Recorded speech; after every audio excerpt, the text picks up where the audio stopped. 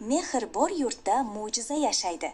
Bir sho'x bola va uning flamingo do'sti rostgo'ylikning eng buyuk sehr ekanini kashf etishmoqda. Bu sehrli daraxt haqidagi hikoya. Quyoshli bir tongda sho'x bola va flamingo ochiq dalada sayr qilishardi.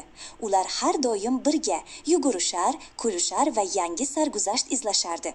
To'satdan ular o'rtada nur sochib turgan g'aroyib daraxtni ko'rib qoldishdi. Bu oddiy daraxt emas edi, undan sehrli nurlar yog'ilardi.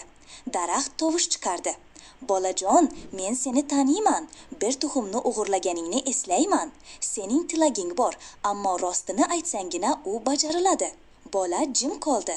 Ko'z oldiga o'sha kun keldi. U flamingo uyasidan tuxumni olgan, flamingo esa mung'ayib qarab turgan edi. Bola boshini egdi va yuragi hapqirib dedi: "Ha, bu tuxumni men olgan edim, lekin men uni boqib katta qildim. Endi u mening eng yaqin do'stim." Shunda sehrli daraxt nurga to'lib ketdi. Atrofdagi gullar ochildi, hamma yer yorishdi.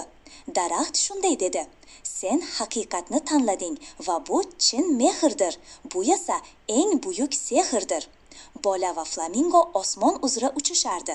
Bolaning yuragida halollik, yuzida quvonch bor edi. Chunki eng buyuk sehr bu rostgo'ylik va do'stlikdir. Doimo yodda tuting, rost gapirgan yurak eng yorqin yurak bo'ladi.